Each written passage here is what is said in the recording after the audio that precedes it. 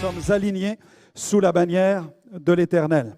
Depuis quelques dimanches, j'ai l'occasion de vous parler de cette armée qui est en ordre de bataille et qui est alignée sous le regard de l'Éternel. Nous allons évoquer ce matin l'importance de la bannière de l'Éternel, une armée en ordre de bataille que nous découvrons dans ce volet eschatologique, dans ce volet de la fin des temps qui concerne l'histoire de l'Église et la dispensation de la grâce. Ce sont des messages qui vous concernent, je dirais, au premier chef, parce que ces messages traitent de votre vocation en tant que chrétien, en tant que membre du corps de Christ, en tant qu'agent du royaume de Dieu en cette fin des temps. Bien sûr, quand je parle d'une armée en ordre de bataille, il s'agit d'une analogie, il s'agit d'une illustration, il s'agit d'un symbole, d'une symbolique, d'une illustration de notre dimension au plan spirituel qui touche l'expansion du royaume de Dieu. Nous sommes engagés dans un combat. C'est pourquoi la Bible dit, dans Daniel chapitre 7, que nous sommes l'armée des saints. Et l'apôtre Paul, quand il parle de l'Église, il parle même du combat de la foi. Regardez ce que dit la Bible. Prenez votre Bible. Nous allons lire tout de suite dans 2 Corinthiens chapitre 10, versets 1 à 5. 2 Corinthiens chapitre 10, versets 1 à 5. C'est l'apôtre Paul qui exhorte. Il exhorte les Corinthiens. 2 Corinthiens 10, versets 1 à 5. Il dit « Moi, Paul, je vous exhorte par la douceur et la bienveillance de Christ, moi qui suis humble en face de vous et qui, de loin, suis plein de hardiesse à votre égard. Je vous en prie, que je n'ai pas une fois présent à montrer la hardiesse et l'assurance dont je compte user avec audace contre ceux qui estiment que nous marchons selon la chair. Si nous marchons dans la chair, nous ne combattons pas selon la chair. » Amen. Car les armes avec lesquelles nous combattons ne sont pas charnelles, mais elles sont puissantes devant Dieu. Répète avec moi, puissantes devant Dieu. Nous renversons les forteresses. Pour renverser les forteresses, nous renversons les raisonnements et toute hauteur qui s'élève contre la connaissance de Dieu, et nous amenons toute pensée captive à l'obéissance au Christ. Amen. Amen. Dans ce passage, l'apôtre Paul met l'accent sur un domaine important du ministère apostolique. C'est celui qui consiste à faire tomber les forteresses de raisonnement. Et Paul est en train d'expliquer que Satan fait un travail de sape en quelque sorte, puisqu'il sème toutes sortes de mensonges, de faux raisonnements dans les esprits, afin de nous emprisonner dans des forteresses, dans des donjons, dans des prisons au plan spirituel. Parfois, il s'agit même de véritables ghettos au plan spirituel. Nous sommes enfermés. Et l'apôtre Paul explique que par la puissance de la vérité, il fait tomber les forteresses et nous amène de cette manière à une vie de totale liberté. D'autres versions sont intéressantes. Quand on se penche sur la version Darby, l'auteur de cette version nous dit « Car les armes de notre guerre ne sont pas charnelles. » Les armes de notre guerre. Il est question d'une guerre spirituelle. Dans la version Tob, l'auteur nous dit « Non, les armes de notre combat ne sont pas d'origine humaine. » Les armes de notre combat ne sont pas d'origine humaine. C'est pourquoi j'aimerais attirer votre attention une fois encore sur le chapitre 4 des Éphésiens. On va parcourir d'autres versets, retourner dans les Éphésiens au chapitre 4. Cette fois-ci, on va regarder les versets 16. Éphésiens, chapitre 4, verset 16. Précédemment, nous avons pu voir le développement des différents ministères, de leur opération, de l'opération des différents offices au sein de l'Église. Là, nous voyons ce travail, cette contribution des ministères dans l'édification et la coordination dans l'Église. Dans Éphésiens 4, verset 16, l'apôtre Paul parle des ministères, et quand il parle des ministères, il n'oublie pas de parler de Jésus. Amen. C'est extrêmement important. Et j'ai voulu vraiment centrer mes différentes interventions ces derniers dimanches sur la personne de Jésus, parce qu'il doit être au centre de l'Église, au centre de la vie des ministères. Au verset 16, l'apôtre Paul écrit « C'est de lui ». Tu peux mettre dans la marge de ta Bible, c'est-à-dire de lui, de qui? De Jésus. C'est de Jésus et grâce à tous les liens de son assistance. Et concernant les liens de son assistance, tu peux noter dans la marge de ta Bible, eh bien, les ministères. Quels sont ces liens de l'assistance de Jésus? Quels sont ces liens qui nous permettent de grandir? Eh bien, les ministères dons de Christ, les offices de l'Esprit Saint. Nous pourrions mettre les leaders. C'est grâce à tous les liens de son assistance que tout le corps, et là, quand il est question du corps, il est question de tous les disciples dont font partie les ministères. Puisque si j'ai un ministère, je suis aussi un disciple. Et il est important pour moi, en tant que ministère, que je fonctionne aussi à l'intérieur du corps comme un disciple, mais que je ne me comporte pas comme un ministère qui serait au-dessus des disciples et qui fonctionne en périphérie autour des disciples et qui ne tient plus compte de la vie de disciple. C'est extrêmement important. C'est pourquoi la Bible dit que le corps est bien coordonné et forme un solide assemblage. Ce serait une erreur de penser qu'il y a les ministères et qu'il y a ensuite le corps.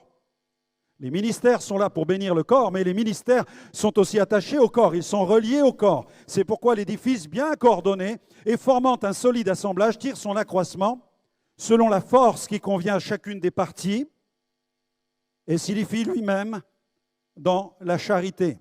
Vous avez donc remarqué que l'Église s'organise et fonctionne autour d'une seule personne. C'est la personne de Jésus. Nous allons partir dans l'Ancien Testament maintenant. Et nous allons voir dans le livre des Nombres, Nombres chapitre 2, versets 1 à 2. Je vous invite à ouvrir votre Bible, Nombres chapitre 2, versets 1 à 2, pendant qu'un autre visuel va s'afficher maintenant. Nombres 2, versets 1 à 2. Il est question de l'organisation des tribus d'Israël. Vous allez voir, c'est très intéressant. Il est question de la structure. Nous avons vu que dans le Nouveau Testament, il est question d'un édifice bien coordonné, bien organisé, bien structuré. La Bible dit que Dieu n'est pas un Dieu de désordre, c'est un Dieu d'ordre. Amen. Et par l'ordre divin, Dieu permet à l'Église de connaître son accroissement.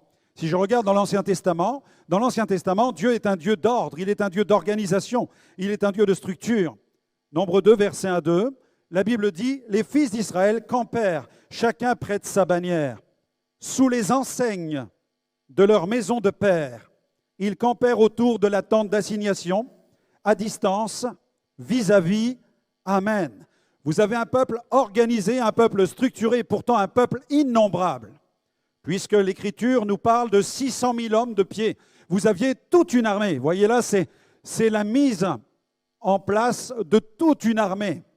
L'armée de Dieu, l'armée d'Israël, le peuple d'Israël. Dieu parle à son peuple comme il parle à une armée. Il est en train de lui donner l'identité d'une nation, l'identité d'un peuple qui marche sous la bannière de l'Éternel.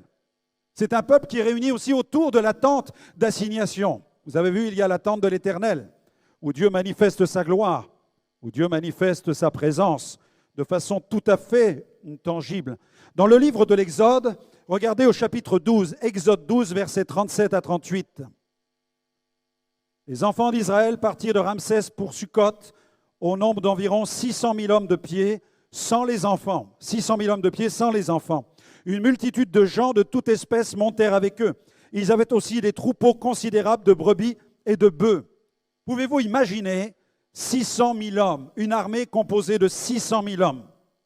Quand vous regardez dans l'histoire du peuple d'Israël et son arrivée dans le pays d'Égypte, il y a la famille d'Abraham, les fils de Jacob qui arrivent, et quand on compte ce que la Bible enseigne, quand on voit ce que la Bible enseigne au sujet des fils de Jacob, l'Écriture nous dit qu'ils étaient 70 arrivés en Égypte.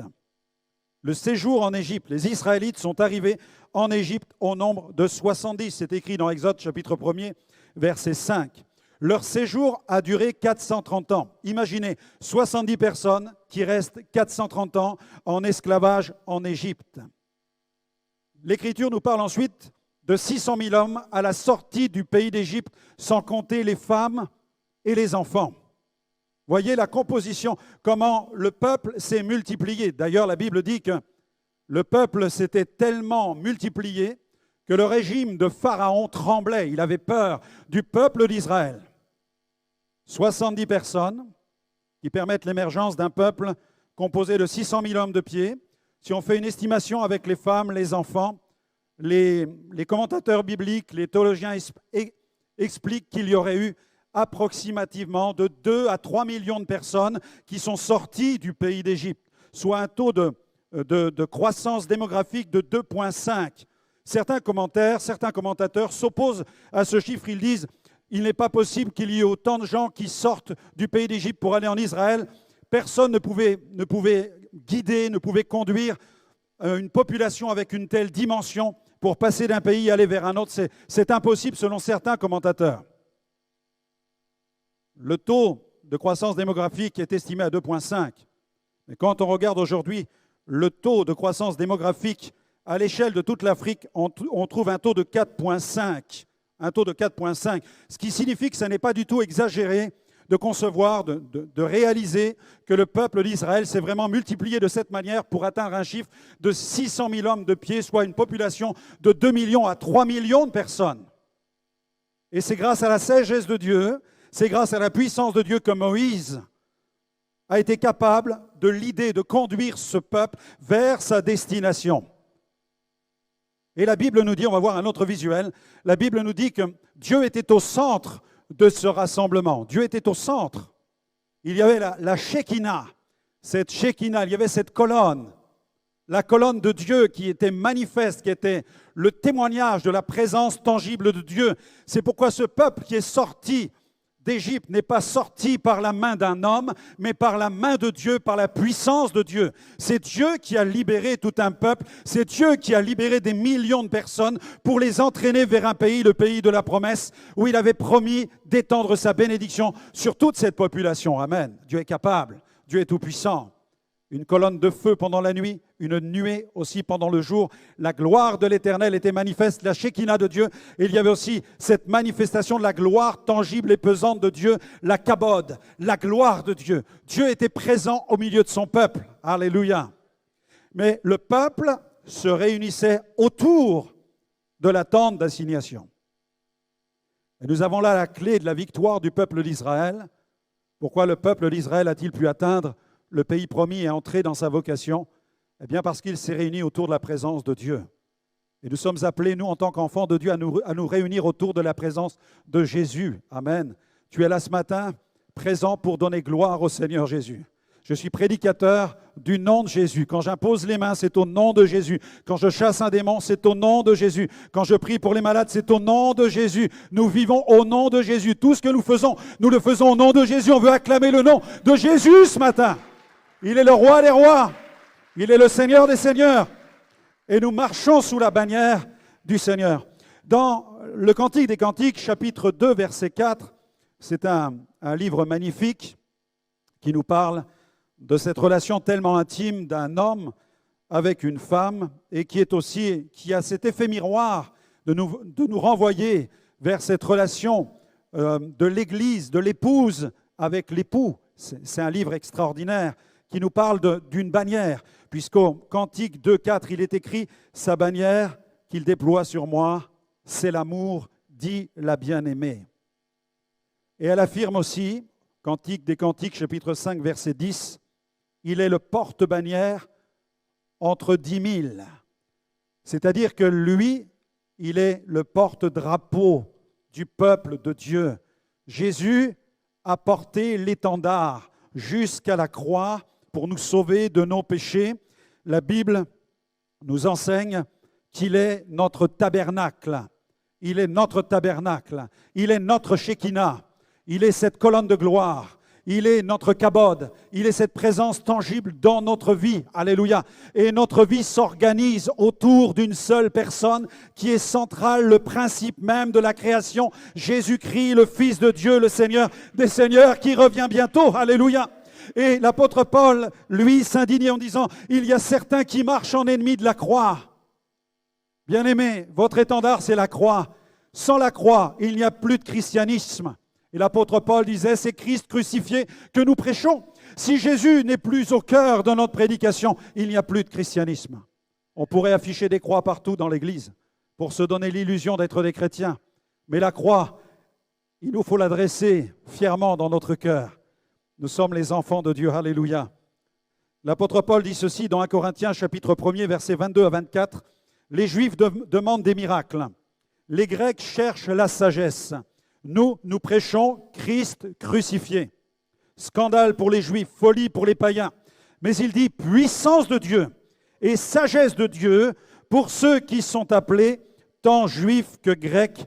Amen. Et cette parole prend tout son sens lorsque nous regardons la parole prophétique du Seigneur Jésus qui dit « Là où deux ou trois ». Il y a quelqu'un dans la salle? Là où deux ou trois sont assemblés autour de mon nom, en mon nom, comme le peuple d'Israël était rassemblé autour de la tente d'assignation, là où deux ou trois sont assemblés en mon nom, le Seigneur le déclare, je suis présent au milieu d'eux par ma puissance tangible, par ma colonne de gloire. Alléluia. Est-ce qu'il y a des gens réunis autour de Jésus ce matin? Amen. Alléluia. Alors tout est possible. Lorsque deux ou trois se rassemblent autour de la personne de Jésus, tout devient possible. Dieu soit béni. Premièrement, nous allons voir quelle est la signification de la bannière. Signification de la bannière. Depuis l'Antiquité, vous le savez comme moi, les armées ont marché au son des tambours, au son de la musique, mais aussi sous leur bannière, que ce soit les Grecs, que ce soit les Romains. Et on parle de bannière ou on parle d'étendard. J'aimerais vous parler du mot étendard. Il va s'afficher maintenant à l'écran. C'est un mot qui est attesté pour la première fois en 1080. Ce mot nous parle de cette bannière. Et c'est un terme, donc étendard. Vous connaissez ce mot qui résonne. Il nous parle du mot étendard. Il est issu du francique. Le francique, c'était la langue qui était parlée par les Francs, les ancêtres de ceux qui ont commencé à évoluer donc, sur notre territoire. Et ce mot standard, signifiant stable, fixe, inébranlable, voilà la signification d'une bannière, voilà la signification d'un drapeau, voilà la signification d'un étendard que l'on dresse au milieu d'une armée. C'est issu de l'anglais standard, lui-même emprunt au français, il est composé des éléments stand, qui désigne l'action de se tenir debout, de hard, qui signifie dur, ferme. Quand on dresse l'étendard au milieu d'une armée, tous les soldats se lèvent et ils se tiennent fermes. Ils sont sous l'étendard, ils sont sous la bannière. Et nous nous tenons, nous, sous la bannière de l'Éternel. Alléluia. Nous nous tenons fermes dans la foi. C'est ce que la parole nous enseigne. L'étendard est un appel à se tenir debout, à se tenir ferme. Et en fonction des armées, la forme varie, la couleur varie. Certains comportent des franges, des motifs, des insignes en fonction des combats qui ont été menés. Et au Moyen-Âge, l'étendard présente même les armoiries, les emblèmes de royaumes, de pays ou de régions qu'il représente. Point numéro 2 ce matin. Point numéro 2. Chaque tribu en Israël avait sa bannière. Chaque tribu en Israël avait sa bannière. Et la destinée d'Israël réclama un alignement sous la bannière. Dieu a une destinée pour Israël dans la Bible. Nous le voyons, Dieu a une destinée. Et dès le départ, Dieu désire que son peuple s'aligne sous la bannière. Dans Nombre chapitre 2, versets 1 à 2, l'Éternel parla à Moïse et à Aaron et dit « Les enfants d'Israël camperont chacun près de sa bannière, sous les enseignes de la maison de ses pères. Ils camperont vis-à-vis et tout autour de la tente d'assignation. » Cette tente était le lieu où les sacrifices étaient offerts à l'Éternel pour le pardon des péchés du peuple. Et la Bible enseigne que tout était si bien structuré dans le campement qu'il y avait 4 groupes de 3 tribus. On va voir l'autre vue qui va s'afficher maintenant. Vous allez revoir ce visuel.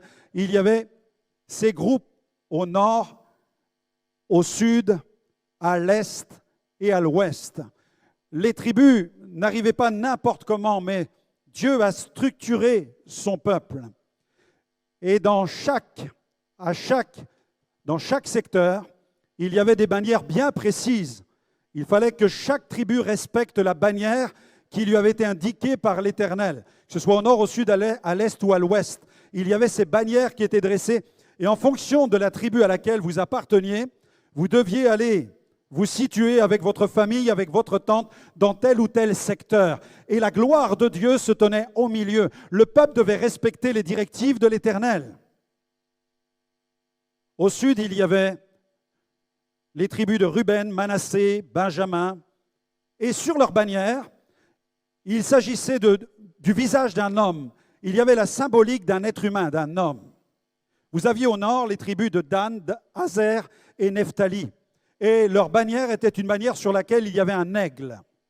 Ensuite, à l'est, il y avait les tribus de Juda, Issachar et Zabulon. Leur bannière était la bannière d'un lion, pas n'importe quel lion, le lion de Juda. Amen. Et à l'ouest, il y avait Éphraïm, Simon et Gad. Et ils marchaient sous la bannière d'un veau. Donc il y avait quatre symboliques, quatre bannières, quatre symboliques. Il y avait l'aigle, l'homme, le lion de Juda et le veau.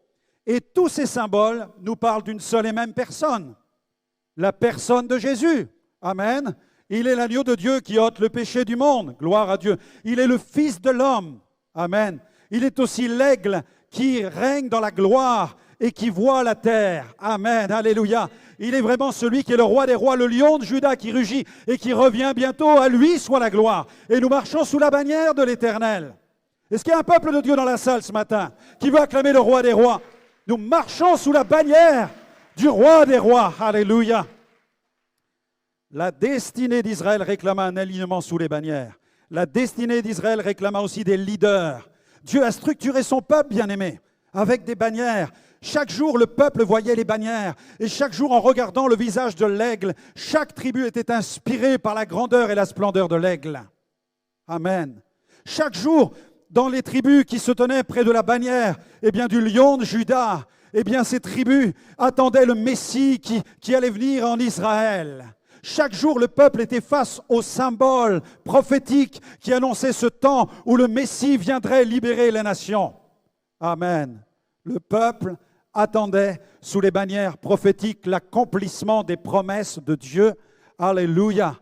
Et Dieu a voulu qu'il y ait même des leaders dans chacune de ces tribus. Dieu a structuré son peuple. Regardez dans Nombre chapitre 1er, versets 1 à 4. Nombre chapitre 1er, versets 1 à 4. Cette fois-ci, l'Éternel parla à Moïse dans le désert de Sinaï, dans la tente d'assignation, le premier jour du second mois, la seconde année après leur sortie du pays d'Égypte. Il dit, faites le dénombrement de toute l'assemblée des enfants d'Israël, selon leurs familles, selon les maisons de leurs pères, en comptant par tête les noms de tous les mâles, depuis l'âge de 20 ans et au-dessus, tous ceux d'Israël en état de porter les armes. Vous en ferez le dénombrement selon leur division, toi et Aaron. Il y aura avec vous un homme par tribu, chef de la maison de ses pères. Verset 5. Ce sont ici les noms des hommes qui se tiendront avec vous. Et ensuite, eh bien, l'auteur du livre fait l'énumération de tous les noms. Au verset 16, regardez toujours Nombre, chapitre 1er, verset 16 à 19. Ce sont là ceux qui furent les principaux de l'assemblée, les princes des tribus de leurs pères, les chefs des milliers d'Israël. Et Moïse et Aaron prirent ces hommes-là, qui avaient été désignés par leur nom, et ils réunirent toute l'assemblée le premier jour du second mois, et chacun déclara sa filiation selon leur famille, selon leur maison de père, suivant le nombre des noms, depuis l'âge de 20 ans et au-dessus, par tête, comme l'Éternel l'avait commandé à Moïse. Ainsi, il les dénombra dans le désert du Sinaï. Amen. Amen. Concernant le verset 16, dans une version de la Bible, Good News Translation, une Bible en français et anglais, on peut lire « Les chefs de famille de la communauté qui furent choisis étaient également des chefs militaires d'Israël. » Je répète, les chefs de famille de la communauté qui furent choisis étaient également des chefs militaires d'Israël. Vous avez là une armée en ordre de marche. Vous avez une armée qui est structurée, une armée qui est organisée, qui marche sous les bannières de l'Éternel, et une armée qui va fonctionner avec des hommes qui vont être établis pour accomplir des services, pour remplir des missions. Nous allons lire maintenant deux passages dans le Nouveau Testament, dans le livre de l'Exode. Regardez, ils vont s'afficher à l'écran. Deux versets importants qui nous concernent ce matin. Parce que j'aimerais vous encourager à grandir dans votre service au sein de l'Église. Le Seigneur désire faire de chacun d'entre nous des disciples. Est-ce qu'il y a des disciples dans la salle ce matin? Amen. Mais il désire aussi susciter parmi les disciples des leaders. Il désire que des leaders se lèvent. Et dans Exode chapitre 18, verset 21, Alors que Moïse était épuisé face à la charge qui pesait sur lui, son beau-père va lui donner un conseil de sagesse incroyable, qui va bouleverser sa vie, qui va transformer aussi son service. Il va s'entourer de leaders. Voilà ce que lui dit Jéthro, le beau-père. Choisis parmi tout le peuple des hommes capables, craignant Dieu, des hommes intègres, ennemis de la cupidité. Établis-les sur eux comme chefs de 1000, chefs de 100, chefs de 50 et chefs de 10. Regardez ce que Paul enseigne à Timothée. On a l'impression d'avoir là encore cet effet miroir où le conseil que Jéthro donne à Moïse, eh bien l'apôtre Paul va le donner au jeune serviteur Timothée. Dans 2 Timothée chapitre 2 verset 1 à 3, 2 Timothée 2 verset 1 à 3, il lui dit « Toi donc, mon enfant, fortifie-toi dans la grâce qui est en Jésus-Christ, et que ce que tu as entendu de moi en présence de beaucoup de témoins, confie-le à des hommes fidèles. » Et quand on dit des hommes, entre parenthèses, ma perception c'est confie-le à des hommes et des femmes fidèles. Est-ce qu'il y a des femmes dans la salle? Amen. Des hommes et des femmes fidèles. Parce qu'en Christ, il n'y a plus ni homme ni femme. Mais il y a des hommes nouveaux. Alléluia, des créatures nouvelles. Et Dieu désire travailler avec tout son peuple, qui soit capable de l'enseigner aussi à d'autres. Souffre avec moi comme un bon soldat de Jésus-Christ. La destinée d'Israël réclama un alignement prophétique avec les emblèmes qui étaient là sur les bannières. Et ce qu'on découvre aussi, ce qu'on peut découvrir dans cette étude sur les bannières, c'est que les bannières ne portaient pas seulement des symboles et des emblèmes, mais elles devaient respecter un code couleur. Et le code couleur s'inspirait d'un objet que portait le souverain sacrificateur qui entrait dans la présence de Dieu. Même les couleurs avaient un sens prophétique. Nous allons voir le visuel sur le sacrificateur qui va s'afficher. Et nous voyons différentes rangées. Et on lit, bien entendu, de la droite vers la gauche. De la droite vers la gauche. Et il y a là, exceptionnellement, ici, il faut lire de la droite vers la gauche. Vous aviez 4 rangées donc sur le pectoral du sacrificateur avec des couleurs concernant des pierres précieuses. Ce qui veut dire que le peuple voyait chaque jour la bannière avec sa couleur. Et quand le peuple voyait le sacrificateur avec le pectoral, le peuple voyait la couleur de son drapeau sur la poitrine du sacrificateur qui entrait dans la présence de Dieu. Ce qui signifie qu'à chaque fois que le sacrificateur entrait dans la présence de Dieu, il représentait chacune des tribus du peuple d'Israël. Aucune n'était oubliée. Amen. Et il y avait 4 rangées. La première rangée comportait des pierres précieuses comme le sardoine, le topaz et l'émeraude. La deuxième rangée, l'escarboucle, le saphir et le diamant. La troisième rangée, l'améthyste, l'agate et l'opale. La quatrième rangée, le chrysolite, l'onyx et le jaspe. Point numéro 2 ce matin. Point numéro 2. Chaque tribu en Israël avait sa bannière. Chaque tribu en Israël avait sa bannière. Et la destinée d'Israël, eh bien, réclama un alignement sous la bannière. Dieu a une destinée pour Israël dans la Bible. Nous le voyons, Dieu a une destinée. Et dès le départ, Dieu désire que son peuple s'aligne sous la bannière. Dans Nombre chapitre 2, versets 1 à 2, l'Éternel parla à Moïse et à Aaron et dit « Les enfants d'Israël camperont chacun près de sa bannière, sous les enseignes de la maison de ses pères. Ils camperont vis-à-vis et tout autour de la tente d'assignation. » Cette tente était le lieu où les sacrifices étaient offerts à l'Éternel pour le pardon des péchés du peuple.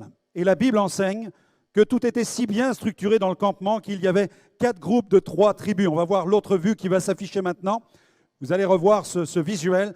Il y avait ces groupes au nord, au sud, à l'est et à l'ouest. Les tribus n'arrivaient pas n'importe comment, mais Dieu a structuré son peuple. Et dans chaque secteur, il y avait des bannières bien précises. Il fallait que chaque tribu respecte la bannière qui lui avait été indiquée par l'Éternel, que ce soit au nord, au sud, à l'est ou à l'ouest. Il y avait ces bannières qui étaient dressées. Et en fonction de la tribu à laquelle vous apparteniez, vous deviez aller vous situez avec votre famille, avec votre tente, dans tel ou tel secteur. Et la gloire de Dieu se tenait au milieu. Le peuple devait respecter les directives de l'Éternel. Au sud, il y avait les tribus de Ruben, Manassé, Benjamin. Et sur leur bannière, il s'agissait du visage d'un homme. Il y avait la symbolique d'un être humain, d'un homme. Vous aviez au nord les tribus de Dan, d'Azer et Nephtali. Et leur bannière était une bannière sur laquelle il y avait un aigle. Ensuite, à l'est, il y avait les tribus de Juda, Issachar et Zabulon. Leur bannière était la bannière d'un lion, pas n'importe quel lion, le lion de Juda. Amen. Et à l'ouest, il y avait Éphraïm, Simon et Gad. Et ils marchaient sous la bannière d'un veau. Donc, il y avait quatre symboliques, quatre bannières, quatre symboliques. Il y avait l'aigle, l'homme, le lion de Juda et le veau. Et tous ces symboles nous parlent d'une seule et même personne, la personne de Jésus. Amen. Il est l'agneau de Dieu qui ôte le péché du monde. Gloire à Dieu. Il est le Fils de l'homme. Amen. Il est aussi l'aigle qui règne dans la gloire et qui voit la terre. Amen. Alléluia. Il est vraiment celui qui est le roi des rois, le lion de Juda qui rugit et qui revient bientôt. À lui soit la gloire. Et nous marchons sous la bannière de l'Éternel. Est-ce qu'il y a un peuple de Dieu dans la salle ce matin qui veut acclamer le roi des rois? Nous marchons sous la bannière du roi des rois. Alléluia. La destinée d'Israël réclama un alignement sous les bannières. La destinée d'Israël réclama aussi des leaders. Dieu a structuré son peuple, bien-aimé, avec des bannières. Chaque jour, le peuple voyait les bannières. Et chaque jour, en regardant le visage de l'aigle, chaque tribu était inspirée par la grandeur et la splendeur de l'aigle. Amen. Chaque jour, dans les tribus qui se tenaient près de la bannière, du lion de Juda, ces tribus attendaient le Messie qui allait venir en Israël. Chaque jour, le peuple était face au symbole prophétique qui annonçait ce temps où le Messie viendrait libérer les nations. Amen. Le peuple attendait sous les bannières prophétiques l'accomplissement des promesses de Dieu. Alléluia. Et Dieu a voulu qu'il y ait même des leaders dans chacune de ces tribus. Dieu a structuré son peuple. Regardez dans Nombre chapitre 1er, versets 1 à 4. Nombre chapitre 1er, versets 1 à 4. Cette fois-ci, l'Éternel parla à Moïse dans le désert de Sinaï, dans la tente d'assignation, le premier jour du second mois, la seconde année après leur sortie du pays d'Égypte. Il dit, faites le dénombrement de toute l'assemblée des enfants d'Israël, selon leurs familles, selon les maisons de leurs pères, en comptant par tête les noms de tous les mâles, depuis l'âge de 20 ans et au-dessus, tous ceux d'Israël en état de porter les armes. Vous en ferez le dénombrement selon leur division, toi et Aaron. Il y aura avec vous un homme par tribu, chef de la maison de ses pères. Verset 5. Ce sont ici les noms des hommes qui se tiendront avec vous. Et ensuite, l'auteur du livre fait l'énumération de tous les noms. Au verset 16, regardez toujours Nombre, chapitre 1er, verset 16 à 19. Ce sont là ceux qui furent les principaux de l'assemblée, les princes des tribus de leurs pères, les chefs des milliers d'Israël. Et Moïse et Aaron prirent ces hommes-là, qui avaient été désignés par leur nom, et ils réunirent toute l'assemblée le premier jour du second mois, et chacun déclara sa filiation selon leur famille, selon leur maison de père, suivant le nombre des noms, depuis l'âge de 20 ans et au-dessus, par tête, comme l'Éternel l'avait commandé à Moïse. Ainsi, il les dénombra dans le désert du Sinaï. Amen. Amen. Concernant le verset 16, dans une version de la Bible, Good News Translation, une Bible en français et anglais, on peut lire « Les chefs de famille de la communauté qui furent choisis étaient également des chefs militaires d'Israël. » Je répète, les chefs de famille de la communauté qui furent choisis étaient également des chefs militaires d'Israël. Vous avez là une armée en ordre de marche. Vous avez une armée qui est structurée, une armée qui est organisée, qui marche sous les bannières de l'Éternel, et une armée qui va fonctionner avec des hommes qui vont être établis pour accomplir des services, pour remplir des missions. Nous allons lire maintenant deux passages dans le Nouveau Testament, dans le livre de l'Exode. Regardez, ils vont s'afficher à l'écran. Deux versets importants qui nous concernent ce matin. Parce que j'aimerais vous encourager à grandir dans votre service au sein de l'Église. Le Seigneur désire faire de chacun d'entre nous des disciples. Est-ce qu'il y a des disciples dans la salle ce matin? Amen. Mais il désire aussi susciter parmi les disciples des leaders. Il désire que des leaders se lèvent. Et dans Exode chapitre 18, verset 21, alors que Moïse était épuisé face à la charge qui pesait sur lui, son beau-père va lui donner un conseil de sagesse incroyable, qui va bouleverser sa vie, qui va transformer aussi son service. Il va s'entourer de leaders. Voilà ce que lui dit Jéthro, le beau-père. Choisis parmi tout le peuple des hommes capables, craignant Dieu, des hommes intègres, ennemis de la cupidité. Établis-les sur eux comme chefs de 1000, chefs de 100, chefs de 50 et chefs de 10. Regardez ce que Paul enseigne à Timothée. On a l'impression d'avoir là encore cet effet miroir où le conseil que Jéthro donne à Moïse, eh bien l'apôtre Paul va le donner au jeune serviteur Timothée. Dans 2 Timothée chapitre 2 verset 1 à 3, 2 Timothée 2 verset 1 à 3, il lui dit « Toi donc mon enfant, fortifie-toi dans la grâce qui est en Jésus-Christ et que ce que tu as entendu de moi en présence de beaucoup de témoins, confie-le à des hommes fidèles. » Et quand on dit des hommes, entre parenthèses, ma perception c'est confie-le à des hommes et des femmes fidèles. Est-ce qu'il y a des femmes dans la salle? Amen. Des hommes et des femmes fidèles. Parce qu'en Christ, il n'y a plus ni homme ni femme. Mais il y a des hommes nouveaux. Alléluia, des créatures nouvelles. Et Dieu désire travailler avec tout son peuple, qui soit capable de l'enseigner aussi à d'autres. Souffre avec moi comme un bon soldat de Jésus-Christ. La destinée d'Israël réclama un alignement prophétique avec les emblèmes qui étaient là sur les bannières. Et ce qu'on découvre aussi, ce qu'on peut découvrir dans cette étude sur les bannières, c'est que les bannières ne portaient pas seulement des symboles et des emblèmes, mais elles devaient respecter un code couleur. Et le code couleur s'inspirait d'un objet que portait le souverain sacrificateur qui entrait dans la présence de Dieu. Même les couleurs avaient un sens prophétique. Nous allons voir le visuel sur le sacrificateur qui va s'afficher. Et nous voyons différentes rangées. Et on lit, bien entendu, de la droite vers la gauche. De la droite vers la gauche. Et il y a là, exceptionnellement, ici, il faut lire de la droite vers la gauche. Vous aviez 4 rangées donc, sur le pectoral du sacrificateur avec des couleurs concernant des pierres précieuses. Ce qui veut dire que le peuple voyait chaque jour la bannière avec sa couleur. Et quand le peuple voyait le sacrificateur avec le pectoral, le peuple voyait la couleur de son drapeau sur la poitrine du sacrificateur qui entrait dans la présence de Dieu. Ce qui signifie qu'à chaque fois que le sacrificateur entrait dans la présence de Dieu, il représentait chacune des tribus du peuple d'Israël. Aucune n'était oubliée. Amen. Et il y avait 4 rangées. La première rangée comportait des pierres précieuses comme le sardoine, le topaz et l'émeraude. La deuxième rangée, l'escarboucle, le saphir et le diamant. La troisième rangée, l'améthyste, l'agate et l'opale. La quatrième rangée, le chrysolite, l'onyx et le jaspe. Frères et sœurs, le pectoral du souverain sacrificateur est la preuve que vous avez de la valeur aux yeux de l'Éternel. Amen. Le peuple d'Israël, nous dit l'Écriture, était comme la prunelle de l'œil de l'Éternel. Et nous sommes sous l'ancienne alliance. Sous la nouvelle alliance, Jésus est notre souverain sacrificateur.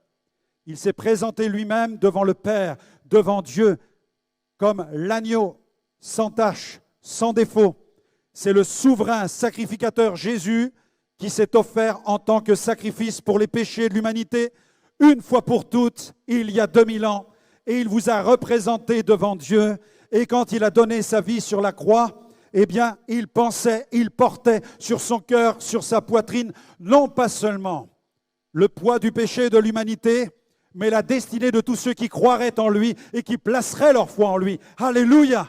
Il portait déjà sur son cœur votre vie, votre destinée. Et n'est-ce pas extraordinaire de réaliser cela? Nous avons tous une place dans le cœur de Dieu parce que nous sommes précieux à ses yeux. Amen. Troisième point, L'Éternel est votre bannière dans tous les combats. L'Éternel est votre bannière dans tous les combats. J'aimerais parler brièvement d'une bataille qui a eu lieu un jour sur une montagne avec Moïse, Aaron et Hur. Il y a eu ce combat, vous avez lu, cette bataille contre Amalek. La Bible nous dit que Moïse s'est tenu sur une pierre, il a pris place sur le rocher. Dans tous vos combats, frères et sœurs, ne vous appuyez pas sur votre sagesse humaine. Ne vous reposez pas sur le bras d'un homme, ni même d'un pasteur, quelle que soit la nature de son ministère. Appuyez-vous sur Jésus, parce que même le ministère s'appuie sur Jésus. Tu dois t'appuyer d'abord sur le Christ. Tu peux lire beaucoup d'ouvrages, tu peux voir beaucoup de prédicateurs à la télévision, mais surtout, appuie-toi sur la personne de Jésus. C'est Christ qui a promis d'être ton rocher. Jésus est mon rocher, moi qui suis pasteur. Jésus est mon rocher. Il est le rocher de tous les rachetés. Moi, je ne peux pas être le rocher de quelqu'un. Je peux aider, je peux conseiller, je peux fortifier. Mais si la personne ne s'appuie pas sur Jésus, c'est peine perdue. Il nous faut nous reposer sur le Christ de la même manière que Moïse a pris place sur le rocher et il a bénéficié du soutien. Alors nous sommes, nous, vos pasteurs, et nous sommes votre soutien, mais Jésus est votre rocher. Amen. Et Aaron et Hur soutenaient les mains de Moïse. Et la Bible dit que lorsque les mains de Moïse étaient tendues vers le ciel, Amalek était défait dans la vallée. Là, c'est surnaturel, c'est spirituel. Vous imaginez comment un homme sur une montagne, assis sur un rocher, soutenu par les bras de deux hommes, a une influence dans la vallée. La Bible dit que vous êtes bien-aimés. Aujourd'hui, vous êtes assis avec Christ dans les lieux célestes. Vous êtes assis avec le Christ dans les lieux célestes. Et lorsque vous réalisez quelle est votre position d'autorité dans le Christ et que Satan se présente dans la vallée pour vous attaquer, pour vous combattre, n'oubliez jamais que vous combattez sous une seule et même bannière, la bannière de l'Éternel. La Bible dit qu'il y aura guerre contre Amalek. Quelqu'un pourra dire, pasteur, mais cette histoire, ça appartient à l'Ancien Testament.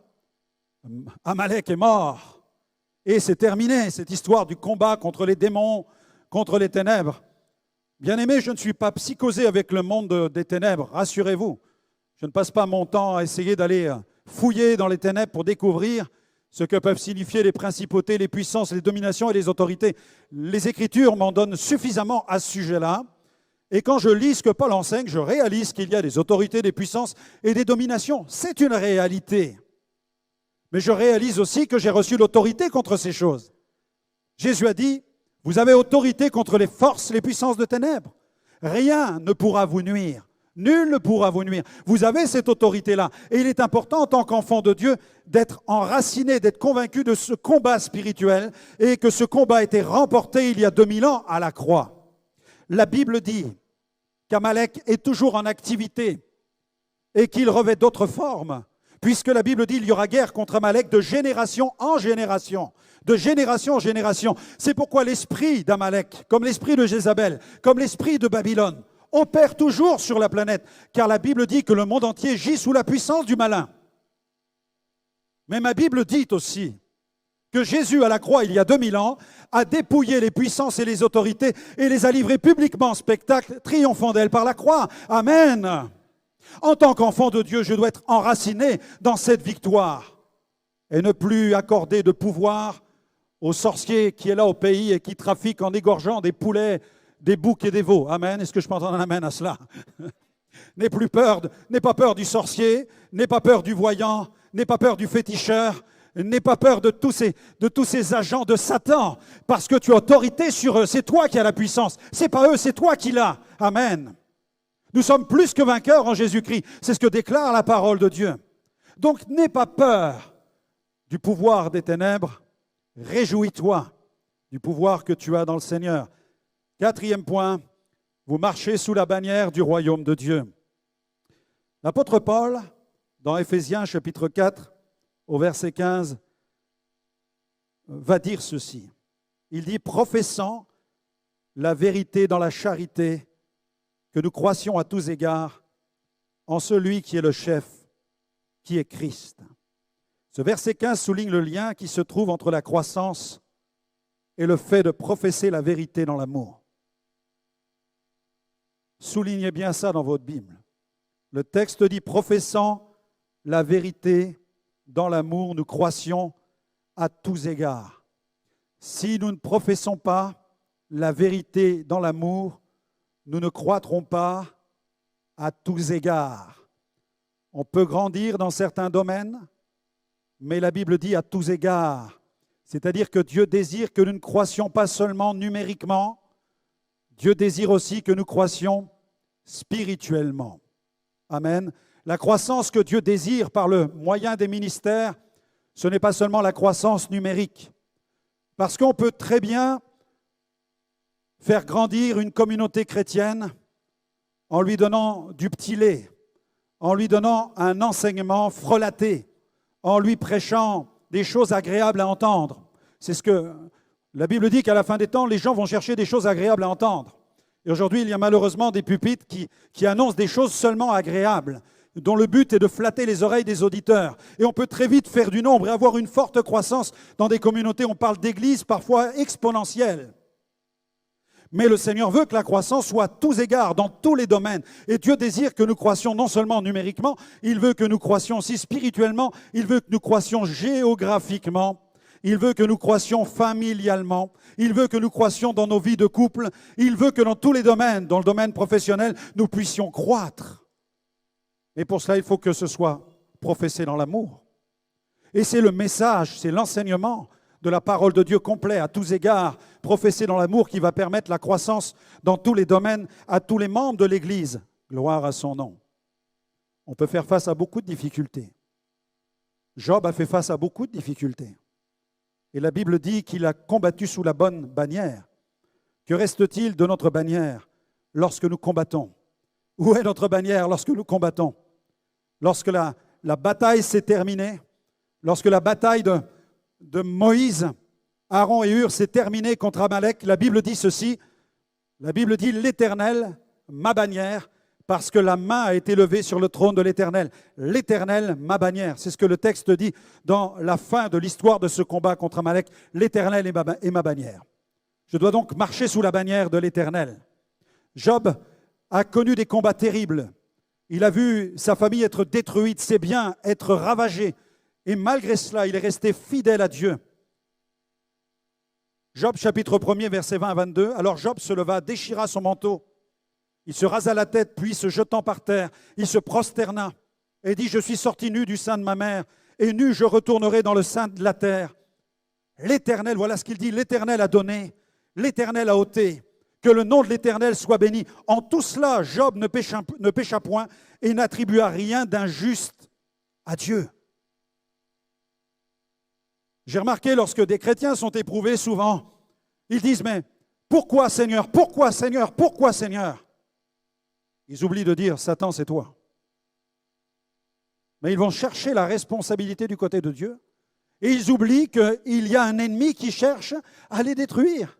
C'est pourquoi, bien-aimés, lorsque vous êtes dans l'épreuve, lorsque vous êtes dans la difficulté, sur le plan financier, sur le plan de la santé, ne commencez pas à en vouloir à Dieu ou à penser que c'est Dieu qui a détourné son regard de votre existence ou que Dieu prendrait un malin plaisir à vous nuire. Non, n'oubliez jamais qu'il existe un ennemi.